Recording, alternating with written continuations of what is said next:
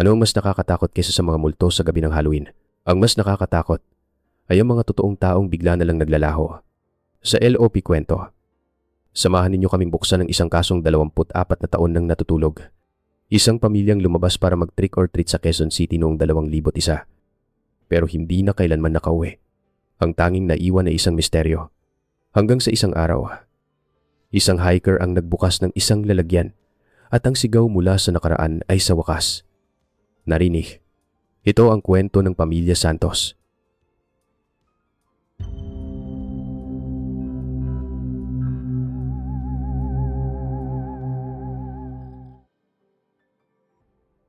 Unang kabanata ang alingawngaw mula sa kinakalawang nalalagyan.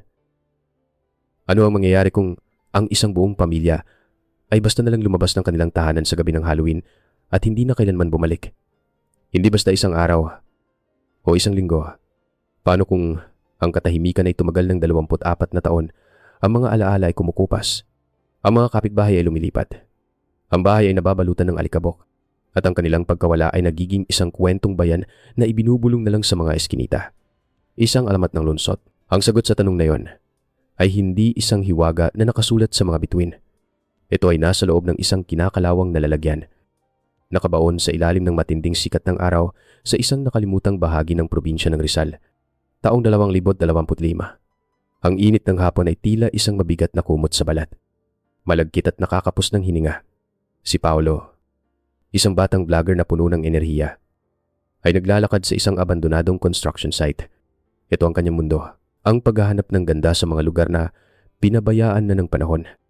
Ang tinatawag nilang urban exploration, kasama ang dalawa niyang kaibigan, si Jake at si Mia. Naghahanap sila ng mga perpektong anggulo para sa kanilang susunod na video. Ang proyekto ay isang tulay na hindi natapos. Mga bakal na kinakalawang na ngayon ay nagsisilbing balangkas ng isang pangarap na gumuho. Isang monumento ng kabiguan. Nilibot ng tingin ni Paolo ang paligid. Ang kanyang kamera ay nakatutok sa bawat detalye ng pagkabulok. Ang kanyang atensyon ay nakuha ng isang malaking container van sa di kalayuan. Nakatayo ng mag-isa, na tila nahiwalay sa iba. Halos natatakpan na ito ng mga gumagapang na baging. Ang kulay pula nitong pintura ay tinuklap na ng ulan at araw. Tila isang nilalang na matagal nang natutulog. Nilamon na ang kalikasan. Tingnan natin doon, sabi niya sa kanyang mga kasama. Ang boses niya ay may halong pananabik. Mukhang maganda ang kuha doon. Parang may itinatago. Habang papalapit, mas nararamdaman niya ang kakaibang katahimikan ng lugar. Ang tanging naririnig ay ang mahinang pagaspas ng hangin sa mga tuyong damo at ang tunog ng kanilang mga yapak sa lupang bitak-bitak. Ang pinto ng lalagyan ay nakasara. Ang kandado nito ay matagal nang sinira ng kalawang. Tila isang bukas na sugat na gawa sa metal. Itinukod ni Paolo ang kanyang balikat sa pinto at itinulak ito ng buong lakas. Sauna. Ayaw nitong gumalaw, na parabang may isang puwersang ayaw silang papasukin. Ngunit sa isa pang malakas na tulak, sumuko ito. Isang nakakabinging langit-ngit ang umalingaw-ngaw. Ang tunog ng metal na matagal nang hindi gumagalaw. Isang protesta mula sa nakaraan. Kasabay ng pakbukas ng pinto. Sumingaw mula sa loob ang isang amoy. Amoy ng alikabok na naipon sa loob ng maraming taon. Ng nabubulok na kahoy. Ng mamasamasang lupa. At ng isang bagay pa. Isang bagay na hindi niya mawari. Isang bagay na luma. At napakalungkot. Binuksan niya ang ilaw ng kanyang telepono. Isang maliit na sinag ng liwanag ang tumagos sa halos ganap na kadiliman. Gumapang ito sa sahig na puno ng mga tuyong dahon at mga basurang iniwan ng panahon. Mga basag na bote ng soft drink. Mga lumang diaryo na ang mga letra ay halos nabura na. Ang petsa ay hindi na mabasa. Patuloy na gumalaw ang ilaw. Parang isang mausisang mata na naghahanap ng isang kwento. At doon, sa isang sulok, huminto ito. Sa likod ng mga pinagpatong-patong na sako na inaagnas na, may isang hugis. Hindi ito basura. Hindi ito kahoy. Itinutok ni Paolo ang ilaw ng mas maigi. Ang kanyang puso ay nagsimulang tumibok ng mas mabilis. Ang kanyang paghinga ay biglang bumigat. Na parabang ang hangin sa loob ng lalagyan ay biglang naubos. Ang hugis ay bilog at maputi, na may bahid ng kulay lupa. May dalawang madilim na butas kung nasaan dapat ang mga mata. Isang tatsulok na butas para sa ilong. Hindi isang hayop. Isang bungo. Ang hindi mapagkakamali ang hugis ng bungo ng isang tao. Napaurong siya ng isang hakbang. Ang kanyang paa ay tumama sa isang bagay na malutong.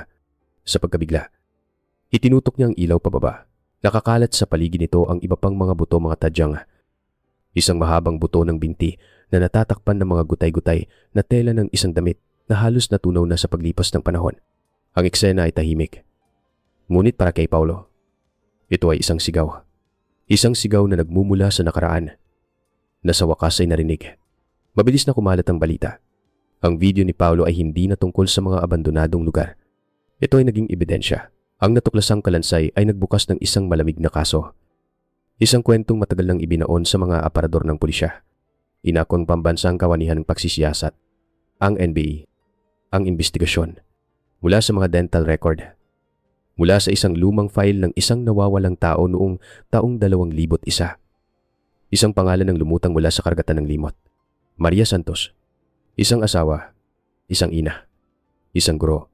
Biglang naglaho ang kaso na may bilang na 2,131 ay ipinasa sa mesa ng isang bagong investigador sa Special Crimes Division, si Inspector Anya Reyes. Isang batang babae na may mga matang tila nakikita ang mga bagay na hindi nakikita ng iba. At isang profesional na kilos na nagtatago ng isang matinding determinasyon. Nasa kanyang opisina si Anya. Hating gabi na. Ang buong palapag ay tahimik na. Ang tanging maririnig ay ang mahinang ugong ng aircon at ang malayong tunog ng mga busina mula sa EDSA. Ang tanging ilaw ay nagmumula sa kanyang lampara na lumilikha ng isang maliit na bilog ng liwanag sa gitna ng kadiliman. Sa ibabaw ng kanyang mesa, nakalatag ang isang luma at naninilaw na folder. Ang amoy nito ay amoy ng lumang papel, naalikabok, at ng mga tanong na hindi kailanman nasagot sa pabalad. Nakasulat sa kupas na tinta ng Makinilya Santos. Mga nawawalang tao. Nang mabasa niya ang pangalang yon, isang pamilyar na bigat ang gumapang sa kanyang dibdib. Isang lamig na tila nagmula sa nakaraan. Hindi ito isang ordinaryong kaso para sa kanya. Ang apelidong Santos, narinig na niya ito dati. Hindi sa mga balita o sa mga report. Narinig niya ito sa mga bulong ng kanyang ama tuwing gabi. Sa mga panahong akala nito ay tulog na siya sa kanyang kwarto, si Mateo Reyes, ang kanyang ama, isang mabuting pulis, isang retiradong hepe. At ang kaso ng nawawalang pamilya Santos, ito ang naging multo na bumabagabag sa mga huling taon ng kanyang serbisyo. Isang kabiguan na dinala niya hanggang sa kanyang pagre-retiro. Isang pader na hindi niya nagawang gibain. Pinagmasdan ni Anya ang nag-iisang larawan ng pamilya na nakaipit sa loob ng folder. Isang masayang pamilya. Nakatayo sa harap ng kanilang simpleng bahay, 4 na nakangiting mukha na tila walang kamalay-malay sa madilim na kapalaran na naghihintay sa kanila sa isang gabi ng Halloween. Ang kumpirmasyon mula sa forensic team ay malinaw at brutal. Ang kalansay sa lalagyan ay si Maria Santos, ang ina. Isang tanong ang agad na umusbong sa isip ni Anya. Isang tanong na sumisigaw sa katahimikan ng kanyang opisina. Mas malakas pa sa anumang tunog sa labas kung narito ang ina. Kung ang katawan niya ay itinapon sa isang abandonadong lugar, nasaan ang ama, nasaan ang 2 anak, isang 9 na taong gulang na lalaki at isang 7 taong gulang na babae. Hinigpitan niya ang hawak sa folder. Ang kanyang mga daliri ay bahagyang nanginginig. Sa sandaling iyon, alam niya, ang pagbubukas ng kasong ito ay hindi lamang isang tungkulin. Hindi lang niya binubuksan ng isang kaso. Binubuksan niyang muli ang isang lumang sugat ng sarili niyang pamilya. Ikalawang kabanata, mga multo sa papel.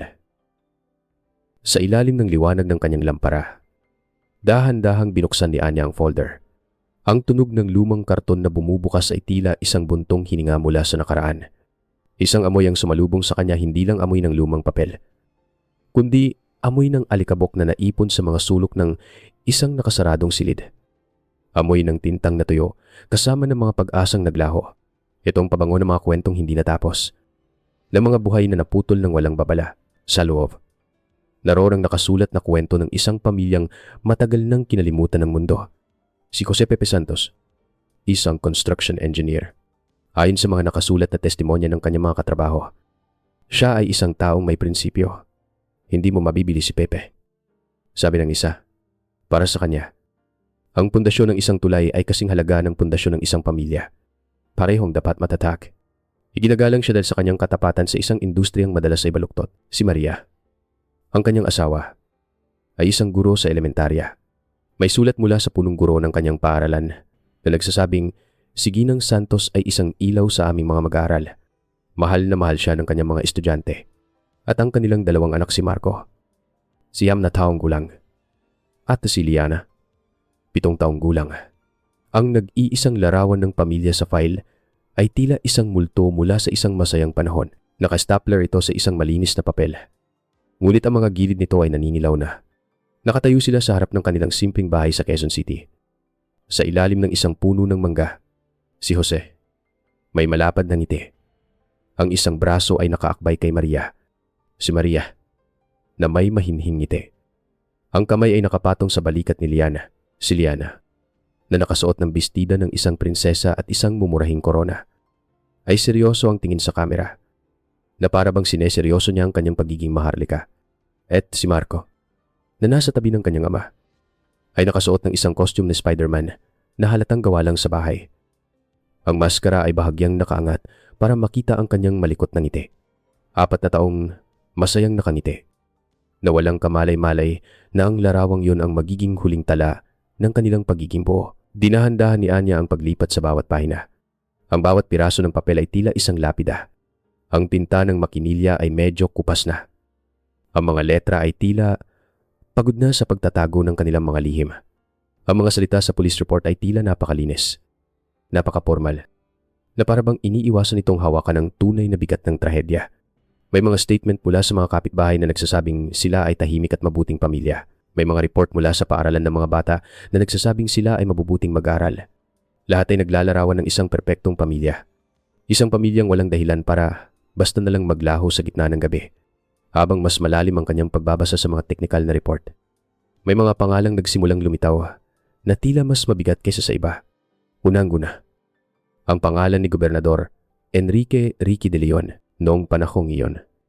Isa pa lamang siyang pausbong na politiko. Isang konsehal na may malaking ambisyon. Siya ang pangunahing tagapagtaguyod ng Viaduct Project kung saan si Jose ang site supervisor. Ang pangalan niya ay paulit-ulit na nabanggit sa mga dokumento ng proyekto, sa mga contract, sa mga listahan ng bisita sa groundbreaking ceremony. Isang anino na laging naroron. At ang pangalawang pangalan, Miguel Miggy Cruz, isang subcontractor. Ang matalik na kaibigan ni Jose, ang kanyang kumpare. Siya ang huling taong hindi miyembro ng pamilya na nakakita sa kanila ng buhay.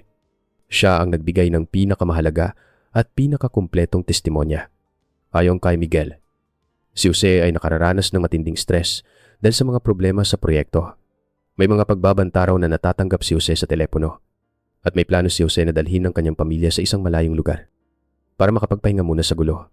Dito napahinto si Anya. May isang bagay na hindi tugma.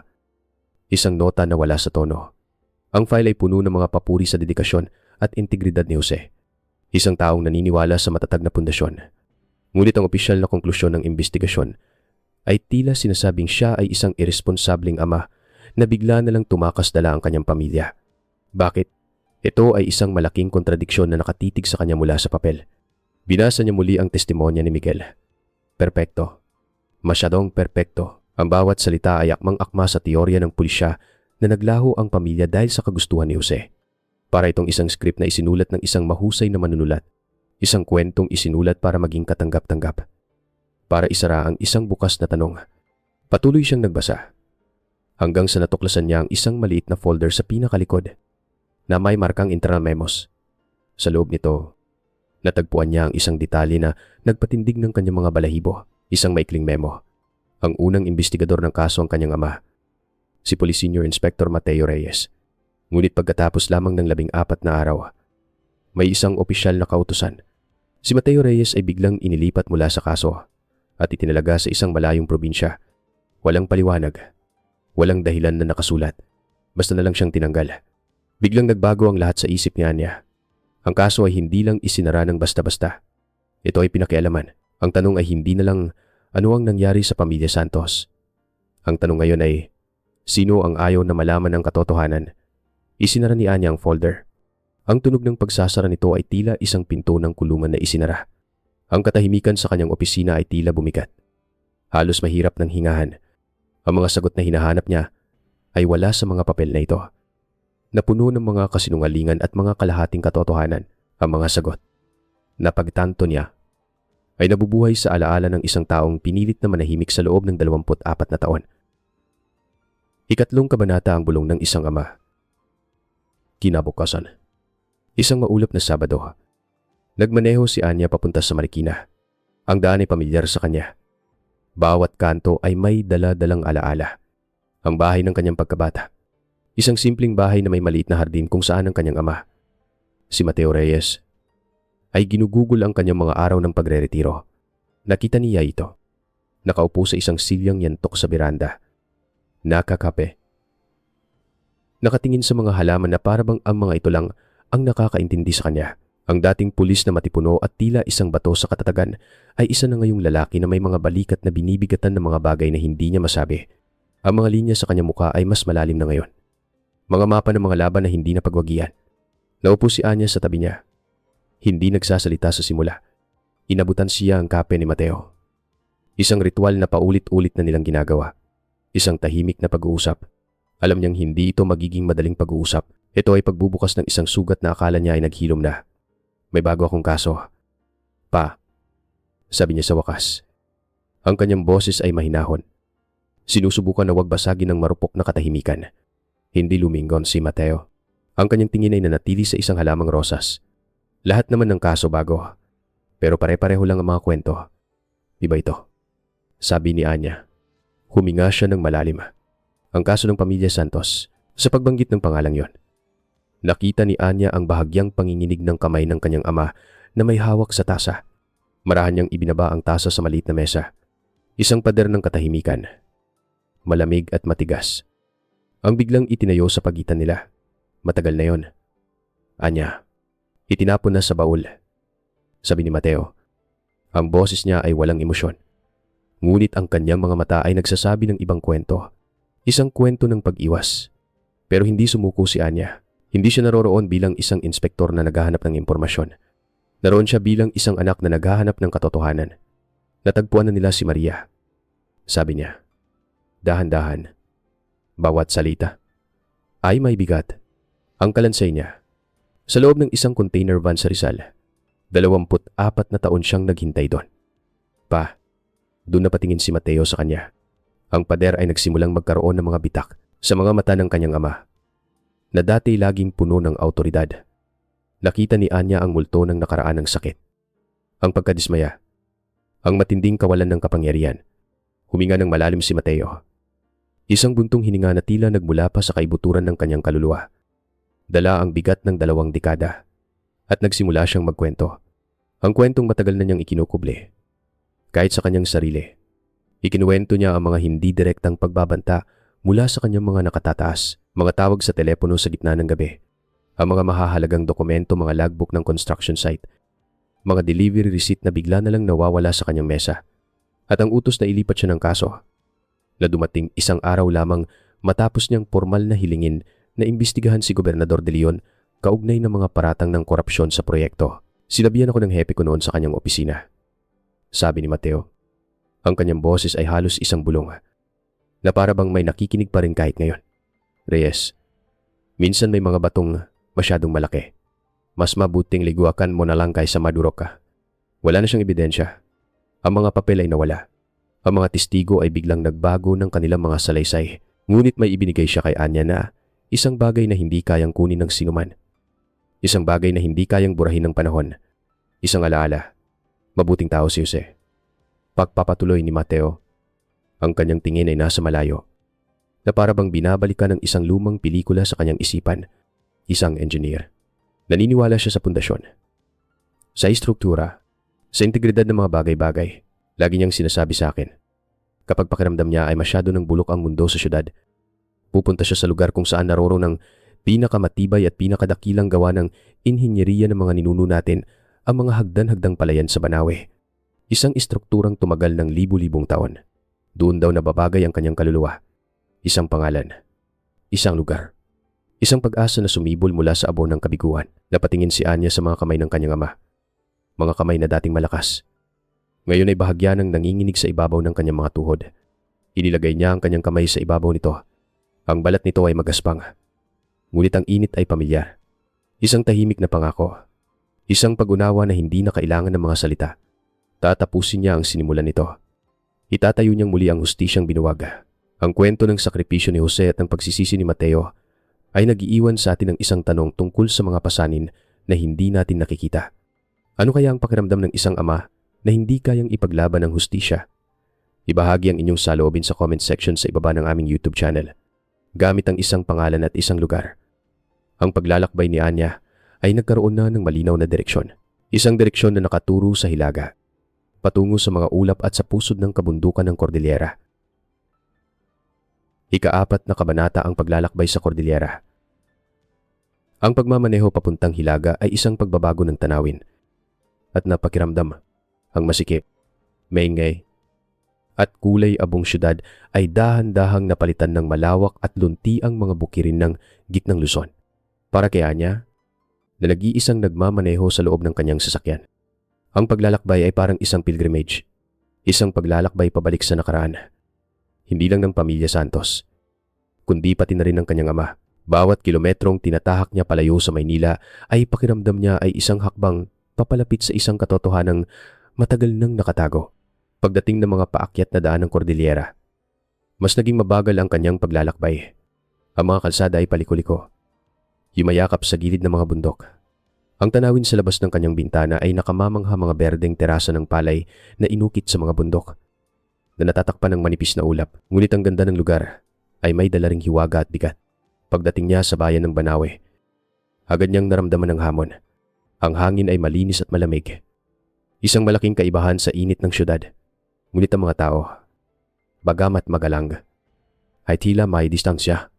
Ang kanilang komunidad ay mahigpit, at sila ay maingat sa mga dayo mula sa syudad na nagdadala ng mga tanong, lalo na sa isang pulis. Sa unang 2 araw, sinubukan niyang magtanong ng direkta. Nagpakilala siya bilang isang investigador mula sa NBI. Ipinakita ang kanyang ID at nagtanong sa munisipyo, sa police station, sa mga pinakamatatandang residente. Nagtanong siya tungkol sa mga batang ulila o isang pamilyang bagong dating 24 na taon na ang nakalipas. Ang kanyang mga tanong ay sinalubong ng mga magagalang na iling at ng isang matatag na katahimikan. Walang nakakaalala, o marahil ayaw lang nilang makaalala sa bawat pagtanggi. Pakiramdam niya ay isa siyang dayuhan na kumakatok sa isang pintong hindi kailanman magbubukas. Ang pag-asa na dala niya mula sa Maynila ay nagsimulang kumupas, na tila nilalamon ng mga ulap sa paligid. Sa ikatlong araw, sa halip na sumuko, nagbago si Anyang diskarte. Naupo siya sa isang maliit na kainan na may tanawin ng mga palayan. Itinabi niya ang kanyang kwaderno at panulat sa kanyang bag. Hinalis niya ang maskara ng isang investigador. Napagtanto niya na ang kanyang autoridad ay walang silbi dito. Ang susi ay hindi ang kanyang badge, kundi ang kanyang pagiging tao. Sa halip na magtanong, siya ay nagmasid at nakinig. Umupo siya sa mga maliliit na kapihan. Uminom enge, lokal na kape. Pinapanood ang araw-araw na buhay ng mga tao. Naglakad-lakad siya sa palengke. Pinagmamasdan ng mga makukulay na habi at mga inukit na kahoy. Nakikipag-usap sa mga tindera tungkol sa kanilang mga produkto. Hindi tungkol sa kanyang kaso. Hindi na siya naghahanap ng mga sagot. Hinayaan niyang ang mga sagot ang makahanap sa kanya. Ang kanyang pasensya at taus-pusong paggalang sa kanilang kultura ay nagbunga. Isang matandang babae na nagtitinda ng mga habi, na napansin ang kanyang tahimik na presensya sa loob ng ilang araw. Ang unang kumausap sa kanya ng may interes. Hindi ka turista. Haya, sabi ng matanda, habang inaayos sa mga tela. Ang kanyang mga mata ay puno ng karunungan ng mga taon. Iba ang lungkot sa iyong mga mata. Ano ang tunay na hinahanap mo dito sa aming lugar? Ngumiti si Anya. Isang totoong ngiti. Hindi siya nagtanong tungkol sa krimen o sa mga nawawalang tao. Nagtanong siya tungkol sa sining. Naghahanap po ako ng isang mang-uukit ng kahoy. Sabi niya, isang taong hindi raw taga rito, na mag-isang naninirahan. Narinig ko po na ang mga gawa niya ay may kakaibang kwento, may kakaibang bigat. Tinitigan siyang matanda ng matagal, na parabang sinusukat ang kanyang kaluluwa. Pagkatapos ay dahan-dahan itong tumango. Itinuro niya ang isang maliit na daan na paakyat sa gilid ng isang burol. Isang daan na halos hindi makita. Natatabunan ng mga halaman. Silew, bata pa siya nang mapatpat dito, kasama ng isang malayong kamag-anak na matagal nang pumanaw. Sabi ng matanda, hindi siya pala salita, pero ang kanyang mga kamay ang nagkukwento, mga kwentong malulungkot. Nakatayo si Anya sa paanan ng daan paakyat sa maliit na suunggo. Ang hangin ay mas malamig dito. Mula sa malayo, naririnig niya ang isang tunog. Isang ritmikong tunog ng pagpukpok ng pait sa kahoy. Tiktak, tiktak, tiktak. Bawat pukpok ay parang tibok ng isang pusong pilit na kinakalimutan ng nakaraan. Isang tunog na sabay na lumilikha at sumisira. Huminga ng malalim si Anya. Pinuno ang kanyang baga ng malamig na hangin ng kabundukan at nagsimula siyang maglakad. Papalapit sa tunog ng isang kwentong naghintay ng 24 na taon para maisalaysay. Ikalimang kabanata, ang manguukit ng kahoy at ang kupas na pilat. Ang ritmikong tunog ng pagpukpok sa kahoy ay biglang huminto. Ang pagtigil ay hindi bigla, kundi dahan-dahan na para bang isang musikero na tinatapos ang isang malungkot na pyesa. Nangyari ito sa sandaling ang anino ni Anya ay humaba mula sa bukana ng maliit na swerngo at tumama sa sahig na puno ng pinagukitan. Sa pagtigil ng tunog, isang kakaibang katahimikan ng namayani na binasag lamang ng mahinang sipol ng hangin na dumadaan sa mga puno ng pino sa paligid. Ang katahimikang yun ay tila mas maingay kaysa sa naunang tunog. Sa loob, isang lalaki ang dahan-dahang lumingon mula sa kanyang ginagawa. Si Leo. Nasa mga unang taon ng kanyang 30 taon. Malapad ang mga balikat na hinubog ng maraming taon ng pagbubuhat at pag-uukit ng kahoy. Ang kanyang mga braso ay matipuno. At ang kanyang mga kamay, na may hawak pa ring pait at maso, ay makapal at may kalyo mga kamay na nagkukwento ng hirap at pasensya. Ngunit ang kanyang mga mata ay tila pag-aari ng ibang tao. Malalim ang mga ito. Malayo ang tingin. Na parabang nakatanaw sila sa isang abot tanaw na siya lang ang nakakakita. May nakatagong isang uri ng kalungkutan sa mga yon. Isang kalungkutan na tila kasing tanda na ng mga bundok sa kanyang paligid. Magalang siyang tumingin kay Anya. Isang pagkilala sa isang dayuhan. Ngunit mayroon ding isang pader sa kanyang mga mata. Isang hindi nakikitang harang. Sanay na siyang mag-isa sa kanyang mundo ng kahoy at alaala. Hindi nagmadali si Anya. Hindi niya ipinakita ang kanyang badge o ang autoridad na dala nito. Alam niyang ang kapangyarihan niya bilang pulis ay walang bisa dito. Ang lugar na ito ay pinamamahalaan ng ibang mga batas-batas ng kalikasan, ng panahon, at ng katahimikan. Ngumiti siya ng bahagya. Isang ngiting nagpapakita ng paggalang. Magandang hapon po, sabi niya. Ang kanyang boses ay mahinahon. Halos isang bulong, para hindi gulatin ng katahimikan. Ako po si Anya, isang art enthusiast mula sa Maynila. Narinig ko po ang tungkol sa ganda ng inyong mga gawa mula sa mga tagabayan. Pinagmasdan siya ni Leo ng ilang sandali. Sinusuri ang kanyang katauhan. Mula sa kanyang simpleng kasuotan hanggang sa sinseridad sa kanyang mga mata. Pagkatapos ay tumango siya at marahang ibinaba ang kanyang mga gamit sa isang mesang gawa sa troso. Hindi gaano maganda mga ito, sabi niya. Ang boses niya ay mababa at bihirang gamitin. Na para bang ang mga salita ay mga dayuhan sa kanyang lalamunan. Mga kahoy lang na may mga ukit. Pumasok si Anya sa loob ng suwang. Ang amoy ng sariwang kahoy nara at mulabi ay masangsang at kaaya-aya. Isang pabango ng buhay at sining. Nakita niya ang mga gawa ni Leo na nakadisplay sa mga estante, mga figura ng mga tao at hayop mula sa kanilang kultura. Magaganda ang pagkakagawa. Bawat kurba at linya ay nagpapakita ng husay. Ngunit may isang kakaibang katangian ng mga ito. Karamihan sa mga mukha ng tao ay walang malinaw na detalye. Ang mga mata, ilong, at bibig ay naroroon. Ngunit malabo. Na para bang ang mga ito ay mga alaala na hindi mabuo. Mga mukhang nakita sa panaginip. Ang kahoy ay may alaala, sabi ni Anya. Habang marahang hinahaplos ang isang hindi pa tapos na eskultura ng isang ina at anak. Ang kahoy ay makinis sa kanyang mga daliri. Itinatago nito ang lahat ng taon na ito'y nabuhay. Ang init ng araw, ang lamig na ulan, at kapag inukit, isang bagong kwento ang nalilikha mula sa luma. Tumingin si Leo sa kanya, na may bahagyang pagtataka. Ganun nga siguro. Nagpatuloy ang kanilang pag-uusap ng mabagal at natural tungkol sa sining, tungkol sa iba't ibang uri ng kahoy, tungkol sa buhay sa bundok kumpara sa syudad. Maingat na nagtanim si Anya ng mga maliliit at hindi direktang tanong. Matagal na po ba kayo dito?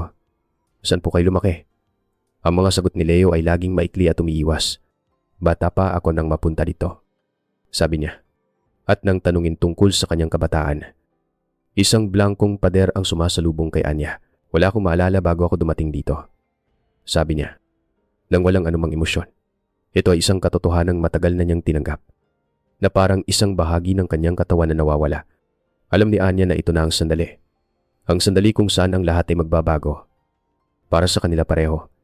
Mula sa kanyang bulsa, kinuha niya ang isang bagay. Hindi ito posas. Hindi ito badge. Ito ay isang luma at tansong kompas, may yupi sa isang gilid, na parabang nahulog ito sa isang matigas na bagay. Ang salamin nito ay may mga lamat na parang sapot ng gagamba. Ngunit ang karayom sa loob ay gumagalaw pa rin, matapat na nakaturo sa hilaga. Ito ang bagay na nakatala sa lumang file bilang paboritong gamit ng inhinyerong si Jose Santos. Isang regalong minanapan niya sa kanyang lolo. Dahan-dahan niyang inilapag ang kompas sa ibabaw ng isang piraso ng kahoy.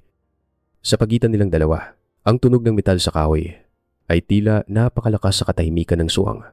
Sinabi ng tatay ko. Sabi ni Anya. Ang kanyang boses ay halos isang bulong, puno ng paggalang at bigat, na hindi aalis ang tatay mo kahit saan nang wala ito. Natigilan si Leo. Ang kanyang mga mata ay napako sa kompas, na parabang nakakita siya ng isang multo. Ang kanyang mga kamay, na kanina lang ay matatag na humahawak sa mga gamit, ay nagsimulang manginig ng bahagya, dahan-dahan, na parabang natatakot na baka ito'y maglaho. Iniangat niya ang kanyang kamay at hinawakan ang malamig na metal. Sa sandaling dumampi ang kanyang mga daliri sa tansong ibabaw. Isang bagay sa loob niya ang gumuho. Isang pader na maingat na itinayo ng kanyang isipan sa loob ng 24 na taon para protektahan ng isang 9 na taong gulang na batang lalaki ay biglang nabasag na parang salamin. Ang kanyang mga mata ay nanlaki sa isang ekspresyong hindi mailarawan, isang halo ng pagkatuklas at matinding takot. Napaurong siya ng isang hakbang. Nabitawan ang kompas, na gumawa ng isang malakas na kalansing sa sahig. Ang kanyang paghinga ay naging mabilis at mababaw, na parabang nalulunod siya sa hangin. Mga larawan, pira-piraso, mabilis at magulo, na parang isang sirang pelikula, isang ilaw na kumukurap, pula at asul.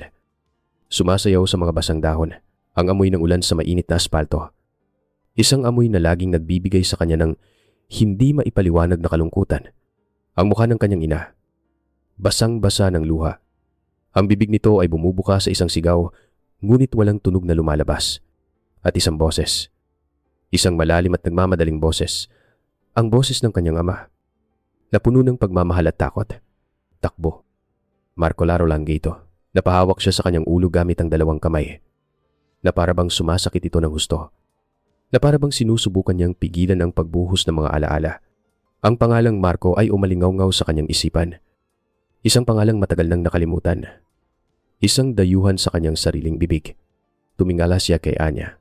Ang kanyang mga mata ay hindi na mga mata ng isang 33 taong gulang na mang-ukit. Ang mga ito ay mga mata ng isang 9 na taong gulang na batang lalaki. Puno ng takot, pakalito, at isang sakit na ngayon lang muling naramdaman. At mula sa kanyang mga labi, isang bulong ang lumabas. Mga salitang nanggaling sa isang bangungot na ngayon lang niya naalala, na may kasamang tunog ng isang sigaw na matagal nang nawala. Narinig ko ang sigaw ni nanay. Ika-6 na kabanataang larong kataguan. Nagsimula ang lahat sa bulong na yon, na tila isang susi na nagbukas ng isang nakakandadong pinto. Narinig ko ang sigaw ni nanay. Hindi nagsalita si Anya. Hindi siya gumalaw. Hindi siya nagtanong. Nanatili lang siyang nakaupo sa isang troso. Ilang talampakan mula sa kanya, ang kanyang presensya ay isang tahimik na angkla. Isang matatag na bato sa gitna ng isang nagngangalit na bagyo ng mga alaala na sumisira sa dalampasigan ng isipan ni Marco. Hinayaan niyang bumuhos ang lahat. Alam niyang ang anumang salita mula sa kanya ay magiging isang panghihimasok. At bumuhos nga ito. Ang mga alaala ni Marco ay hindi lumabas ng may kaayusan o kronolohiya. Lumabas ang mga ito na parang mga basag na salamin. Matatalim at walang direksyon, na sumusugat sa kasalukuyan. Ang bawat piraso ay masakit. Ang bawat isa ay nag-iiwan ng bagong sugat sa pamamagitan ng mga mata ng isang 9 na taong gulang na bata. Naranasan ng mga nakikinig ang huling gabi ng kanilang pagiging pamilya. Isang gabi ng Halloween, copying mga candy, ng mga costume, ng tawanan, at ng kunwari ikatatakutan, ngunit ang katatakutan nila ay naging totoo. Naalala ni Marco ang kanilang lumang kotse, isang Toyota Corolla na kulay kayumangi. Masaya sila sa loob. Ang upuan sa likod ay puno ng mga nakuhang candy. Si Liana ay nakatulog na. Ang kanyang ulo ay nakapatong sa kandungan ng kanilang ina. Ang kanyang korona ay bahagyang natabingi. Siya naman ay kumakain ng tsokolate. Ang kanyang mukha ay puno ng dumi. Pagkatapos ay isang nakakasilaw na ilaw mula sa likuran. Isang malaking truck, isang six-wheeler na walang ilaw sa harap, ang biglang bumangga sa kanilang gilid ng buong lakas. Hindi ito isang aksidente. Ito ay isang pag-atake. Ang tunog ng nababasag na salamin at nababaluktot na metal ay isang sigaw ng sakit mula sa kanilang sasakyan. Naalala niya ang kanyang ama, si Jose, na may sugat sa ulo at dumudugo. Ngunit pilit pa ring binubuksan ang pinto para ilabas silang magkapatid. Ang kanyang boses, puno energy pag-aalala. Okay lang ba kayo? Mga anak Marcoliana. Naalala niya ang kanyang ina, si Maria, na sinusubukang tumayo sa labas ng kotse. Ang kanyang damit ay may putik. Ngunit bigla na lang itong napaluhod sa sakit. At ang kanyang huling sigaw, isang sigaw na puno ng takot. Hindi para sa sarili, kundi para sa kanila. Isang sigaw na pinutol ng may lumapit na mga anino mula sa dilim. Mga lalaking walang mukha. Hinila sila ni Jose, si Marco at ang maliit at nanginginig na si Liana. Tumakbo sila palayo sa mga ilaw ng kalsada. Papasok sa kadiliman ng isang construction site. Ang mga hindi pa tapos na gusali ay tila mga dambuhalang kalansay sa ilalim ng buwan. Ang mga bakal nito ay parang mga buto. Naganap silang matataguan. Isang bukas na container van. Pumasok sila sa loob. Sa amoy ng kalawang at alikabok. Doon, sa dilim. Niyakap sila ng kanilang ama ng mahigpit.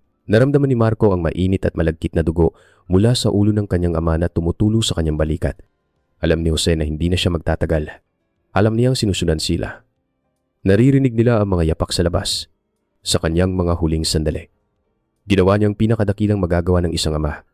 Ginamit niya ang kanyang huling hininga hindi para sumigaw ng tulong, kundi para bigyan sila ng pag-asa. Inilapit niya ang kanyang bibig sa tenga ni Marco. Ang kanyang hininga ay mainit at may amoy ng dugo. Ang kanyang boses ay mahina. Isang bulong. Ngunit puno ng pagmamahal at bigat na mananatili kay Marco habang buhay. Makinig ka, anak, sabi nito, habang mahigpit na hinahawakan ng kanyang balikat. Ito ang pinakamahalagang laro ng taguan. Mas mahalaga sa lahat, nahuli na si nanay. Pero ako ang magiging taya dito. Ako ang hahanapin nila. Ikaw ang kuya. Kailangan mong protektahan si Liana kapag sumikat na ang araw. Kailangan mong ilabas ang kapatid mo. Huwag na huwag kayong lilingon. Maghanap kayo ng matanda at sabihin ninyo, nanalo na kayo sa laro. Ipangako mo sa akin. Marco, ipangako mo na mananalo kayo sa larong ito. Naalala ni Marco ang pakiramdam ng katawan ng kanyang ama na unti-unting lumalamig at bumibigat sa kanyang tabi. Naalala niya ang paghawak sa kamay ng kanyang kapatid. Isang 7 taong gulang na batang babae na nanginginig sa takot at lamig. Ang kanyang mga higbi ay pinipigilan niya at nang magsimulang magliwanag sa silangan. Isang manipis na guhit ng liwanag ang pumasok sa siwang ng pinto. Ginawa niya ang sinabi ng kanyang ama. Hinila niya si Liana palabas ng bakal na kahon at nagsimula silang maglakad. Palayo sa lugar na yon. Palayo sa kanilang mga magulang. Palayo sa kanilang nakaraan habang nagkukwento si Marco. Habang ang mga piraso ay nabubuo, may isa pang piraso ng alaala ang biglang lumitaw. Malinaw na parang kidlat sa isang madilim na gabi bago kami banggain ng truck. Sabi niya, ang kanyang mga mata ay nakatitig sa kawalan na para bang pinapanood muli ang eksena. May isa pang kotseng nakaparada sa di kalayuan. Sa ilalim ng isang puno, may isang taong nakatayo sa labas nito. Nanonood lang. Hindi gumagalaw. Nakita ko ang mukha niya sa ilaw ng aming headlight bago ang lahat, si Tito Miguel. Ang katotohanan ay lumabas na. Brutal at hindi mapagkakamali. Hindi lang tungkol sa mga biktima, kundi tungkol din sa mga salarin. At ang unang taong kailangang harapin ni Anya ay hindi isang makapangyarihang politiko na nakatago sa likod ng kanyang kapangyarihan. Ito ay isang kaibigan, isang kumpare, isang traidor. Ikapitong kabanataang pag-amin na kumpare. Bumalik si Anya at Marco sa Maynila. Ang biyahe pabalik ay napuno ng isang mabigat na katahimikan na para bang ang hangin sa loob ng kotse ay dala ang bigat ng 24 na taon. Si Marco, na ngayon ay muling si Marco at hindi na si Leo, ay nakatingin lang sa bintana. Pinapanood ang mga tanawin na dumadaan na hindi naman talaga nakikita. Pinoproseso niya ang isang buong buhay na ninakaw sa kanya. Isang pagkakakilanlan na ngayon lang niya muling natagpuan. Ang testimonya ni Marco ay malakas. Puno ng emosyon at ng katotohanan ng isang batang nakasaksi sa isang hindi mailarawang karahasan. Ngunit alam ni Anya na sa korte, sa harap ng mga matatalinong abogado, Ito ay alaala pa rin ng isang bata na dumaan sa matinding trauma. Pagkatapos ng mahabang panahon, madali itong butasin, madali itong pagdudahan. Kailangan niya ng isang bagay na mas matibay. Kailangan niya ng isang pag-amin. Nagpasya siyang harapin si Miguel Miggy Cruz, hindi sa isang malamig at sterile na interrogation room sa NBI, kung saan handa si Miguel kasama ng kanyang mga abogado, armado ng mga kasinungalingan at mga legal na dahilan. Pinili ni Anya ang isang ibang larangan, isang lugar kung saan si Miguel ay mas mahina. Ang kanyang tahanan, 1 linggo ng hapon. Ang oras para sa pamilya. Nagbunta si Anya sa bahay ni Miguel. Isang marangyang mansyon sa isang eksklusibong subdivision na may matataas na pader at mga security guard. Ito ang kahariang itinayo ni Miguel sa ibabaw ng mga buto ng kanyang pinakamatalik na kaibigan. Natagpuan niya si Miguel sa malawak na hardin. Nagdaraos ng isang family barbecue. Ang masayang tawa ng kanyang mga anak at ang amoy ng inihaw na pagkain ay isang malaking kabalintunaan sa madilim na lihim na kanyang itinatago sa loob ng kanyang dibdib. Nang makita siya ni Miguel, ang ngiti nito ay agad na naglaho. Magalang ngunit may diin. Humingi si Anya na makausap si Miguel ng pribado sa loob ng marangyang opisina ni Miguel, na napapalibutan ng mga mamahaling aklat na hindi naman binabasa at mga parangal para sa kanyang mga proyekto. Hindi umupo si Anya sa tapat niya na parang isang investigador. Tumayo siya malapit sa malaking bintanang salamin. Nakatingin sa masayang pamilya sa labas na ngayon ay naglalaro sa damuhan. Hindi siya nagtanong. Nagkwento siya. Alam mo ba, Miggy, kung paano nakaligtas si Marco, tanong niya. Ang kanyang boses ay kalmado, ngunit may talim. Ikinuwento niyang tungkol sa larong taguan. Ikinuwento niya kung paano binuhat ng isang 9 na taong gulang na bata ang responsibilidad na protektahan ng kanyang kapatid. Kung paano nila tinupad ang huling bilin ng kanilang ama, habang ang dugo nito ay natutuyo sa kanyang balikat. Sa simula, itinanggi ni Miguel ang lahat. Ang kanyang boses ay nanginginig. Wala akong alam diyan. Anya, isang trahedyang nangyari sa kanila. Ngunit ang pawis ay nagsimulang mamuo sa kanyang noo. Ang kanyang mga kamay ay hindi mapakali. Pinaglalaroan ng isang mamahaling ballpen sa kanyang mesa. At doon, nang makita niya ang mga unang bitak sa depensa nito, ibinigay ni Anya ang kanyang huling alas. Naalala ka ni Marco na nandoon ka. Miggy, nakatayo sa gilid. Nanonood. Sabi ni Anya. Lumingon na siya para harapin ito. Ang kanyang mga mata ay matalim at hindi bumibitiw. At naalala rin niya ang sinabi ng tatay niya sa kanya bago sila umalis ng bahay. Iisa lang ang taong pinagkakatiwalaan ni Papa na magtago ng reserbang kompas niya. Kung sakaling mawala ang sa kanya, ang kumpare niya, nasa iyo pa ba yon? Miggy, saan mo itinago yon? Isang kasinungalingan. Isang maliit, luhikal na kasinungalingan na binuo mula sa katotohanan ng kanilang malalim na pagkakaibigan. Ngunit ang kasinungalingang yon, na sinamahan ng bigat ng 24 na taon ng pagkakasala, ang tuluyang gumiba sa lahat ng pader na itinayo ni Miguel sa paligid ng kanyang konsensya. Ang kanyang mukha ay gumuho. Ang pagpapanggap ay nawala. Napahagulgol siya na parang isang bata. Ang kanyang katawan ay nanginginig.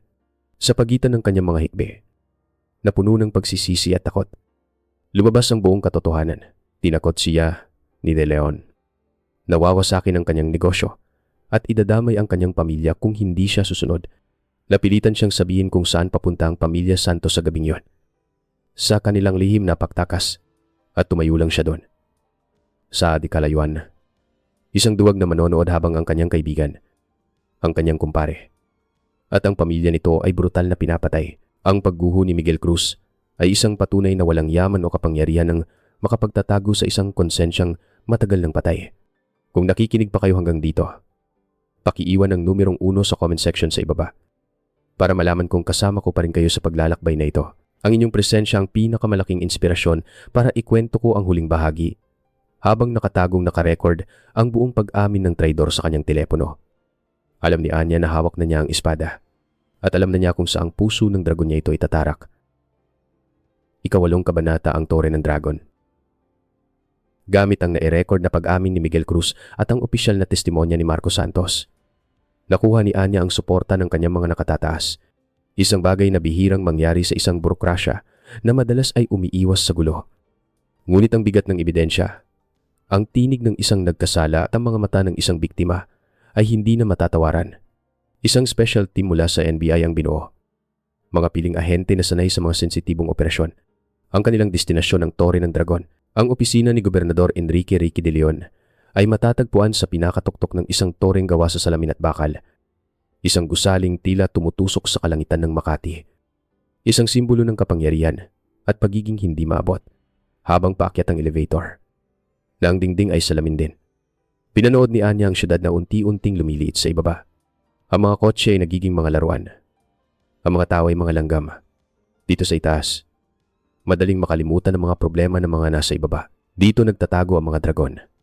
Si De Leon, isang lalaking may edad na ngunit mayroon pa ring karisma na kayang bumighani ng mga botante at autoridad na kayang magpatikom ng bibig ng mas mahihina, ay sinalubong si Anya at ang kanyang mga kasama nang may isang mapagmataas na ngiti. Ang kanyang opisina ay malawak at minimalist, na may mamahaling sining sa mga pader at isang bintanang sumasakop sa buong dingding. Inspector Reyes, sabi niya. Ang kanyang boses ay kalmado at puno ng kapangyarihan na sanay ng nasusunod. Isang karangalan. Ngunit sana ay nag-set kayo ng appointment. Medyo abala ang aking schedule. Gobernador de Leon, sagot ni Anya. Ang kanyang boses ay matatag at profesional. Hindi nagpapakita ng anumang takot o pag-aalinlangan. Hindi po ito isang courtesy call. Narito po kami para pag-usapan ng tungkol sa pamilya Santos. Ang ngiti ni De Leon ay hindi nagbago. Ngunit ang kanyang mga mata ay bahagyang naningkit. Isang halos hindi mapapansing pagbabago. Ang lumang kasong iyan na pilit ninyong binubuhay. Isang trahedya. Narinig ko na binuksan ninyo itong muli. Isang malaking pag-aaksaya ng oras at pera ng gobyerno. Itinanggi niya ang lahat nang may kumpiyansa ng isang taong hindi pa natatalo kailanman. Tinawag niyang isang kwentong pantasya ng isang taong may sira sa isip dahil sa trauma ang salaysay ni Marco. Hinamak niya si Anya at ang pamana ng kanyang ama. Ang tatay mo, sabi niya nang may pang-aalipusta habang umiikot sa kanyang malaking mesa. Isa siyang mabuting pulis. Masipag. Ngunit hindi siya marunong kung kailan dapat tumigil. Palagi niyang gustong umakyat sa isang pader na masyadong mataas para sa kanya. Isang aral na sana ay natutunan mo mula sa kanyang kabiguan. Nanatiling kalmado si Anya. Hindi niya hahayaang sirain ng personal na atake ang kanyang focus. Dahan-dahan niyang inilabas ang isang maliit na digital recorder at inilapag ito sa makintab na kahoy ng mamahaling lamesa ni De Leon. Pindot niya ang play.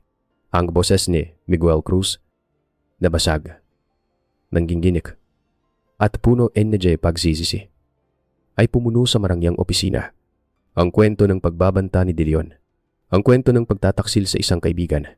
Ang kwento ng pagpatay sa 4 na inosenteng tao. Ang bawat salita ay isang martilyo na sumisira sa pundasyon ng tore ni De Leon.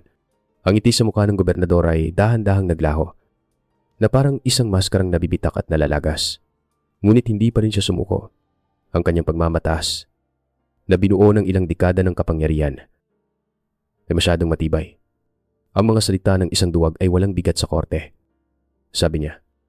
Ang kanyang boses ay may bahid na ng galit at desperasyon. Isang taong handang magturo ng iba para iligtas ang sarili. Tama po kayo, sabi ni Anya. Ang kanyang mga mata ay hindi bumibitiw sa mga mata ni De Leon.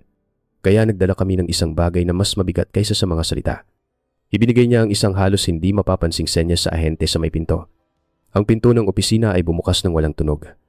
At pumasok si Marco Santos. Hindi si Leo. Ang tahimik na mang-uukit na nagtatago mula sa mundo, kundi si Marco. Ang batang lalaki na nanalo sa laro ng taguan, na ngayon ay isang lalaki na handa ng maningil. Tumayo siya sa gitna ng silid, sa pagitan ni Anya at ni De Leon. Ang kanyang postura ay tuwid at matatag. Hindi siya nagsalita. Tinitigan lang niya ng diretso ang mga mata ng lalaking sumira sa kanyang pamilya at nagnakaw ng kanyang pagkabata. Ang kanyang mga mata ng isang 9 taong gulang na bata sa katawan ng isang 33 taong gulang na lalaki ay puno ng bigat ng 24 na taon ng sakit, pagkabala, at katahimikan sa harap ng isang buhay na saksi. Isang multo mula sa nakaraan na nagbalik para maningil at sa harap ng nai-record na pag-amin ng kanyang kasabwat. Sa wakas ay naintindihan ni De Leon. Tapos na ang laro. Ang kanyang toreng gawa sa mga kasinungalingan ay gumuho na sa isang iglap. Ang kanyang autoridad, ang kanyang karisma, ang kanyang kapangyarihan, lahat ay biglang naglaho na parang usok. Nagbigay ng senya si Anya sa kanyang mga kasama. Ang matinis na tunog ng posas na isinasara sa mga pulso ni De Leon ay umalingaw-ngaw sa loob ng tahimik na opisina. Isang tunog na mas malakas kaysa sa anumang sigaw. Isang tunog na nagwakas sa 24 na taon ng kapangyarihang itinayo sa ibabaw ng dugo at panlilinlang. Ang katarungan ay naningil na para sa isang ama at isang ina.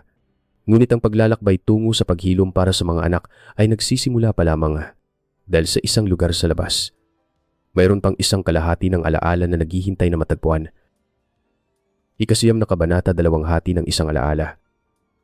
Matapos ang makasaysayang pag-aresto kina De Leon at Cruz, na gumawa ng ingay sa buong bansa, ang bagong prioridad ni Anya ay hindi na ang paghahanap ng hustisya, kundi ang paghahanap ng kapayapaan, ang paghahanap kay Liana.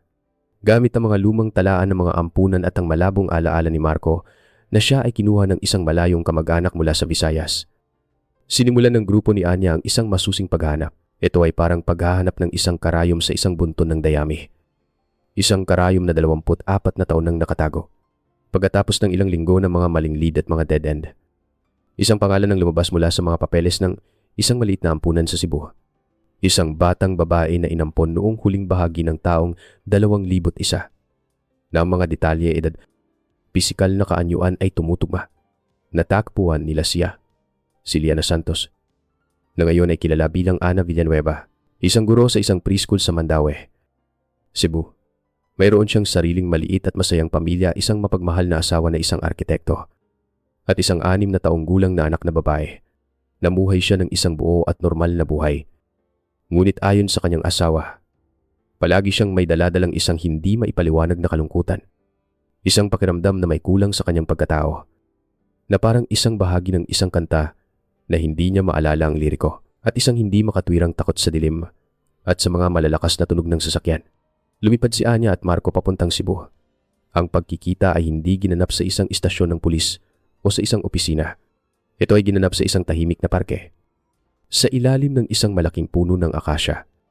Malayo sa mga mata ng mundo, si Ana ay dumating. Nakaalala. Hindi alam kung ano ang aasahan. Hindi alam ni Marco kung paano magsisimula.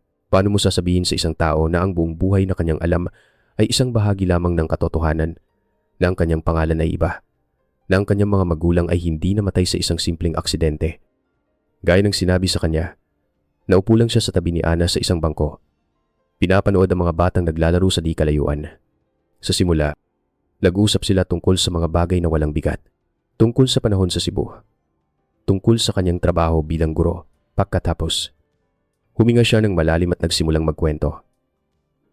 Isang kwento tungkol sa isang batang lalaki na nakakostume ng Spider-Man at isang batang babae na prinsesa. Isang kwento tungkol sa isang larong taguan sa isang madilim na gabi. Si Ana ay naguguluhan sa simula. Nakikinig ng may pagtataka. Ngunit nang ilabas ni Marco ang luma at ansong kompas at binanggit ang mga salitang hagdan-hagdang palayan, isang bagay sa loob niya ang nagising. Isang pamilyar na kislap. Isang damdamin na hindi niya maintindihan. Hindi niya naaalala ang pag-atake. Hindi niya naaalala ang karahasan. Ang kanyang isipan, bilang isang 7 taong gulang na bata, ay pinrotektahan siya mula sa pinakamasakit na bahagi. Ibinaon ito sa pinakamalalim na sulok ng kanyang kamalayan. Ang kanyang alaala ay ang kabilang hati ng kwento. Ang bahaging nagligtas sa kanya. Nagsimulang tumulo ang kanyang mga luha. Ngunit hindi niya alam kung bakit bumulong siya. Na para bang isang panaginip ang kanyang inaalala. Naaalala ko si nanay na kumakanta. Sabi niya. Ang kanyang boses ay nanginginig. Isang oyayi. Tungkol sa isang maliit na bangka sa dagat. Ligtas mula sa bagyo. Niyakap niya kami ng mahigpit. Napakahigpit. Sa loob ng isang madilim na lugar. Ang alaala ng karahasan ni Marco at ang alaala ng pagmamahal ni Liana ay nagsama. Na parang 2 piraso ng isang nabasag na larawan na sa wakas ay nagkadikit. Nabuo nila ang isang kompletong imahe ng huling gabi ng kanilang mga magulang, isang gabi ng matinding takot at karahasan. Ngunit isa ring gabi ng walang katapusang pag-ibig at sakripisyo. Sa sandaling iyon, hindi na sila si Marco at Ana. 2 estranghero. Sila ay sina Marco at Liana muli. Magkapatid. Niyakap nila ang isa't isa. Isang yakap na nagtagal ng 24 na taon. Ang mga luhang dumaloy ay hindi lang luha ng kalungkutan, kundi luha rin ng pagkatagpo. At sa unang pagkakataon sa loob ng napakahabang panahon, hindi na sila nag-iisa sa mundo. Ika-10 kabanata kung saan pumapasok ang liwanag. 6 na buwan ang lumipas. Ang ingay ng media ay humupa na. Ang kwento ay nagtatapos sa isang maliwanag at mahanging umaga ng linggo.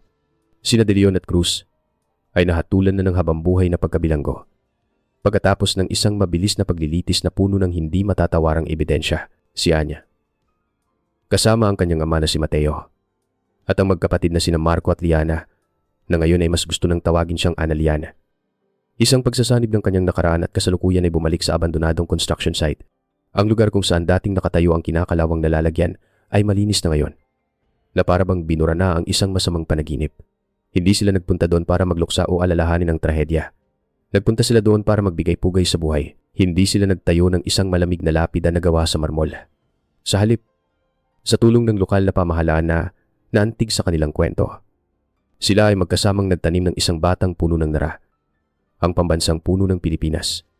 Isang simbolo ng katatagan, pag-asa, at ng mga ugat na hindi kailanman mapuputol habang inilalagay nila ang lupa sa paligid ng puno. Bawat isa ay may hawak na pala.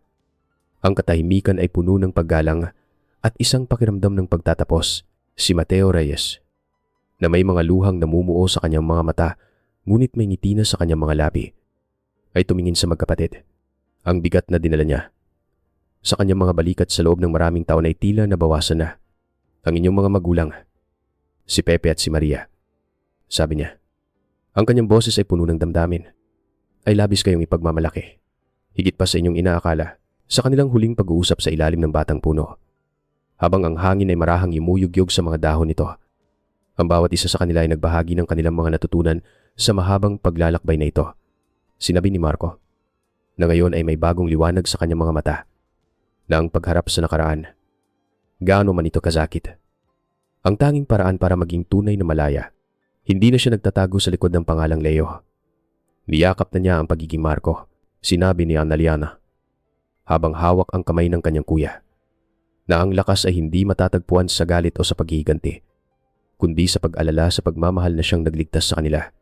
Ang uyayi ng kanyang ina ang naging kalasag niya laban sa isang madilim na alaala. At si Anya, habang nakatingin sa kanyang ama na ngayon ay payapang nakikipag-usap kina Marco at Liana, ay napagtanto ang tungkol sa pamana. Ang kabiguan ng kanyang ama ay hindi isang katapusan, kundi isang binhi. Isang binhi ng katotohanan na itinanim niya. At pagkatapos ng maraming taon, sa wakas ay tumubo at namunga. Ang hustisya ay hindi laging mabilis.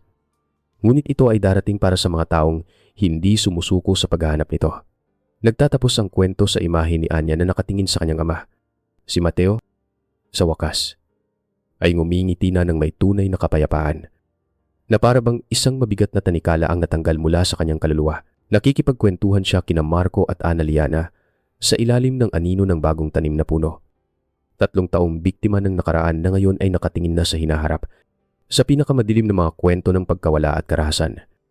Madalas nating hinahanap ang katarungan bilang isang pagtatapos, ngunit minsan, ang tunay na tagumpay ay hindi lamang ang pagpapakulong sa mga may sala. Ito ay ang paghahanap ng lakas sa gitna ng kapighatian. Ang pagpili sa pag-asa sa kabila ng kawalan nito. Ang pagmamahal ng isang magulang at ang katapatan ng isang anak ay maaaring mag-iwan ng mga bitak sa pinakamatibay na pader ng kasamaan. At doon, sa mga bitak na iyon, pumapasok ang liwanag. And ang kwento ng Pamilya Santos ay isang masakit ngunit makapangyarihang paalala na kahit sa pinakamadilim na trahedya, ang pagmamahal ay laging naghahanap ng paraan upang mahanap ang liwanag. Pagkatapos ng 24 na taon, hindi lang hustisya ang natagpuan, kundi ang mga nawawalang piraso ng isang pamilya na muling nabuo. Ano ang pinakatumatak na aral para sa inyo sa kwentong ito? Mahalaga sa amin ang inyong saloobin. Kung nais ninyong samahan kami sa iba pang malalalim na paglalakbay, inaanyayahan namin kayong mag-subscribe sa aming channel, ang LOP Kwento. Muli, maraming salamat sa pagiging kasama namin hanggang sa dulo. Ingat kayo palagi.